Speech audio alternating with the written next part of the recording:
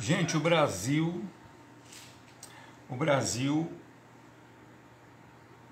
chegou ao patamar de 3 vezes mais o número de pobreza, segundo o Instituto SGV Social. 3 vezes mais o número de pobreza no governo Bolsonaro.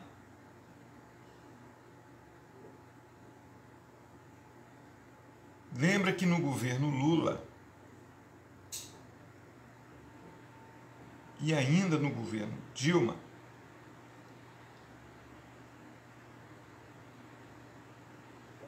houve uma estabilização da pobreza, da fome. Mas no governo Bolsonaro, já indo para o 3º ano, e parece que a cada um ano ele aumenta o número de pobres. Eu, há muitos anos atrás, fiz um curso de política social. E naquela época, a renda per capita de cada brasileiro era baseado na renda de um aposentado que mantinha a sua pensão, ou seja, uma pessoa velha mantinha mais 5 pessoas dentro de casa. E quando fazia a estratificação dessa renda, que nós chamamos de renda per capita, chegava-se ao valor, na época, de R$80 por pessoa. Isso faz 15 anos. Então, o governo federal, ele criou uma coisa chamada Plano Plurianual. De 5 em 5 anos, de 4 em 4 anos, o governo federal mandava para as prefeituras municipais um valor para que as ONGs que foram destruídas por Bolsonaro, porque ele disse na sua campanha que os diretores de ONGs iam ter que comer rosquinha usando um gesto obsceno, que ele sempre usou como deputado do baixo clero em Brasília, porque ele ficava sentado atrás de John Williams e xingando esses palavrões, que ele é normal fazer. E tem gente dizendo que ele é o Messias. Ele xinga 28 palavrões em uma reunião de Estado. Se você fizer um apanhado aí dos vídeos de Bolsonaro, antes mesmo, quando ele era deputado do baixo clero, que ficou 27 anos comendo dinheiro público, enchendo aquela barrigona dele, que está explodindo com o dinheiro público e xingando as pessoas, ele dizia isso: se eu ganhar, vocês vão ter que comer rosquinha.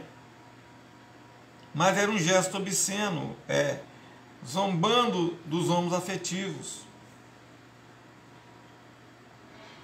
Porque ele explica isso. Não é a rosquinha Essa rosquinha não, é aquela rosquinha lá daquele deputado lá de Brasília, John Williams. Então, gente, agora esse camarada, unindo com um grupo de pastores que se autodenominam autoridades eclesiásticas no Brasil, sendo que nós não temos papa.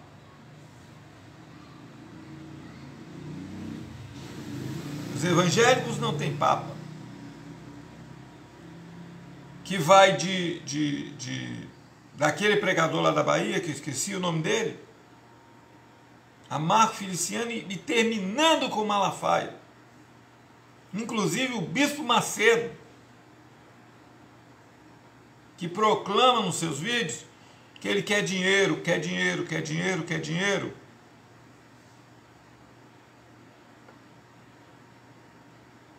E esse grupo que é tão conservador não percebe que o próprio Bispo Macedo diz que ele é a favor de aborto e que, porque as mães, ele gritou para uma mãe lá na igreja, num culto, está gravado isso, ele gritou: se você não toma conta do seu filho que está andando, eu vou mandar você lá para a salinha. Por que você gerou filho se você não tem condição de cuidar? O Macedo disse isso, gente. E agora, em um vídeo de Movimake, eles colocam essas lideranças, colocam o príncipe da corrupção e seus apaniguados, colocam o líder da corrupção, o Bolsonaro, envolvido com milícia e com um crime pesado. Coloca ele para puxar um jejum. Imagine, gente.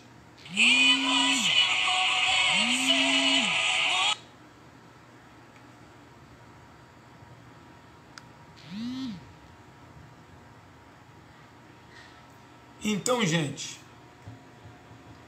esse homem puxa isso.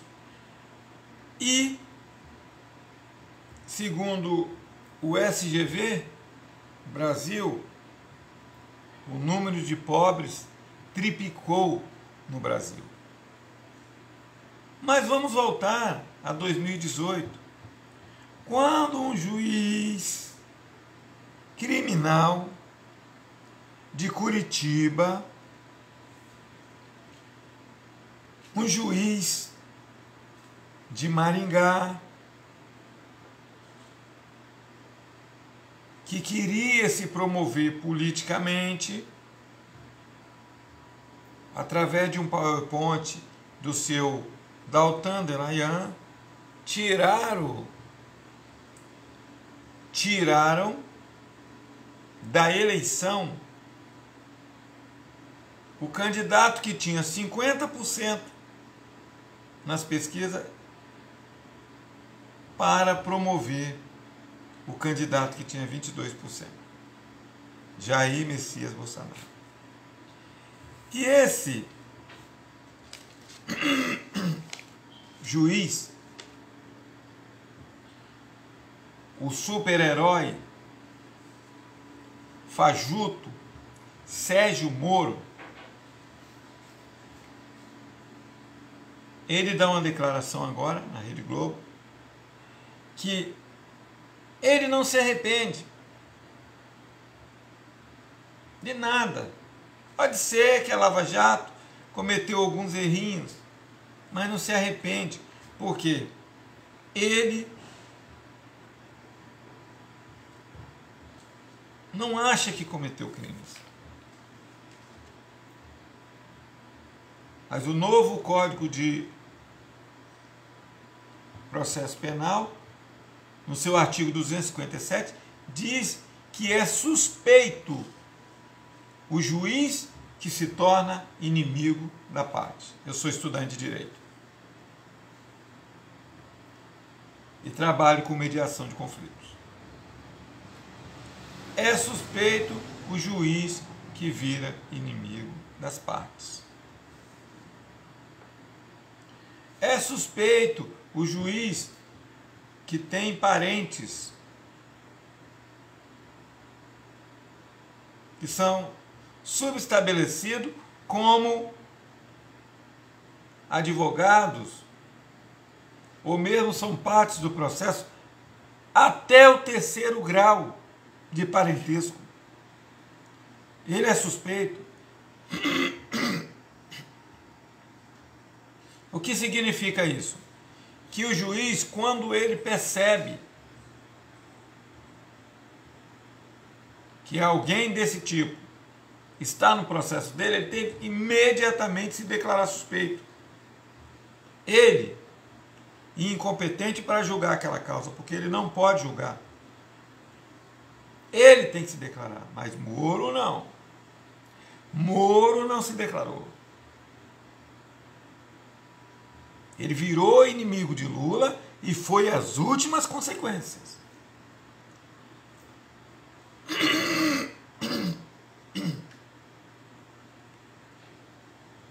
Ele mandou prender Lula. Ele mandou prender Lula. E na véspera da eleição, que o Haddad era candidato, ele soltou uma delação premiada do Palocci para derrubar a campanha do Haddad. E depois assumiu como lauréis, como prêmio, o Ministério da Justiça de Bolsonaro. Comete o crime do artigo 254 do novo CPC e comete o crime do artigo 7º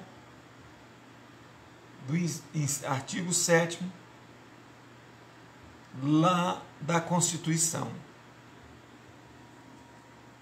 que diz que o juiz é suspeito que quando há tribunal de exceção, porque nós temos uma Constituição que não permite que juiz estabeleça um tribunal de exceção. Não se pode estabelecer tribunal de exceção a não ser aquele que já está no duplo grau de jurisdição, que é juízes, tribunais e superior tribunal. Juiz joga, manda para uma instância, a instância joga para outra, e assim vai para outra, até ter a decisão final. Até transitar e julgar o processo. Mas Moro não. Moro usou de arbitrariedade para punir o inimigo, Lula. Ele não falava de mais ninguém. Era só de Lula. E agora Lula está solto. E teve os seus direitos políticos recuperados. E ele pode sim participar de uma eleição que antes Moro, que ficou inimiguinho de Bolsonaro também, porque são sempre assim. São sempre assim.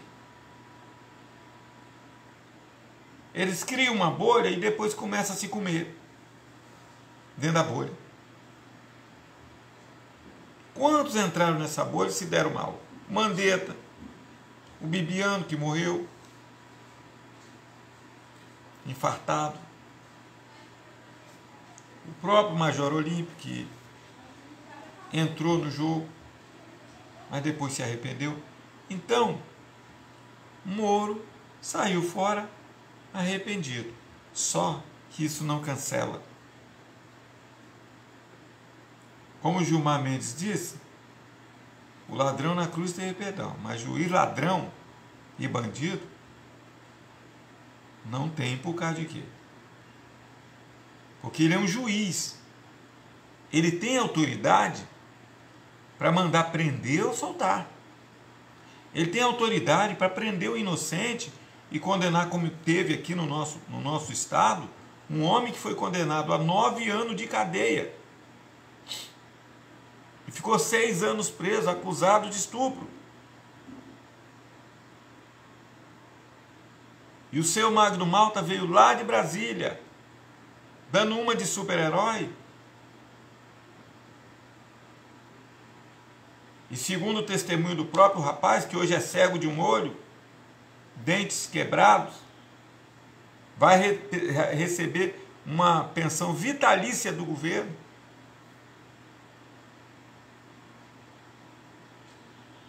Que a filha dele, pequenininha, que ele amava, tinha um oxiuro, um verme, que sangrava. E o Magno Malta veio de lá de Brasília, e ali na delegacia, ele diz, segundo o testemunho do próprio camarada, ele disse: olha, vocês comecem por baixo, que a parte de cima eu termino. Magno Malta é treinado em artes marciais. E aquele homem foi preso, confessou, teve que confessar debaixo de tortura. 6 anos depois, uma médica deu um laudo que a filha dele não tinha sido violentada. A menina já estava com uma certa idade. Então, gente, tem uma série de irregularidades que esses homens cometem no uso das suas atribuições e que faz com que o Brasil sofra, e olha onde chegamos. Pessoas que vão até quadras, pessoas que vão até instituições buscar cesta básica que não tem mais. Pessoas que estão morrendo de fome. E Sérgio Moro tem uma cara deslavada de chegar e dizer: não me arrependo. E o Bolsonaro tem a cara deslavada de convocar um jejum com seus apaniguados, porque são todos, se você vê ali, a maioria absoluta, arrasadora. Pessoas que vivem pedindo grandes fortunas nas suas igrejas. Cadê eles? Orando pelas pessoas do coronavírus. Cadê eles? Visitando os hospitais para orar?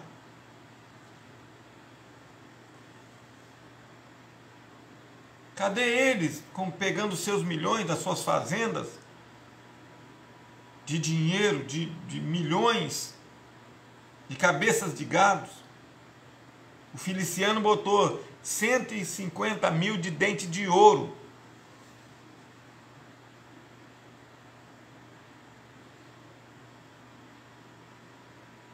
Com dinheiro público, ali ó, no cash.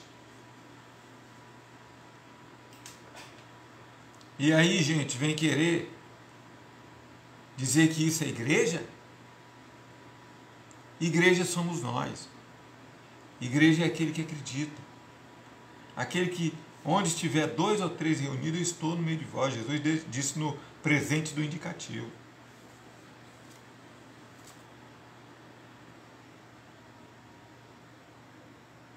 E aí quer chamar a gente de capeta, de careca, disso, daquilo, de comunista.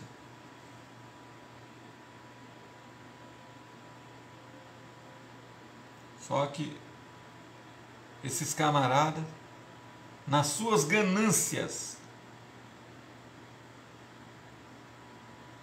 Nós os colocamos lá. Mas eles não nos respeitaram.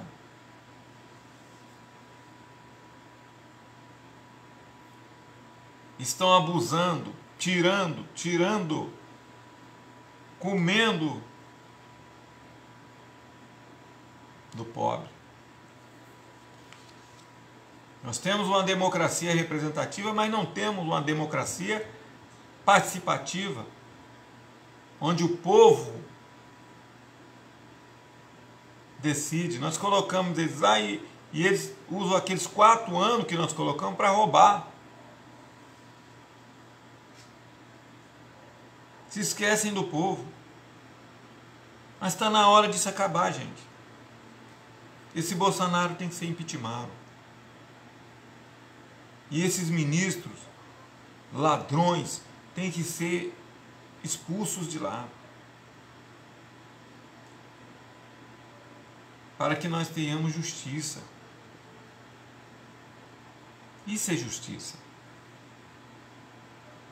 Que vão para a China, que vão para Venezuela, para Itália, porque o Bolsonaro disse: eu saí do Brasil, vou para a Itália, porque eu tenho os olhos azuis, bonito.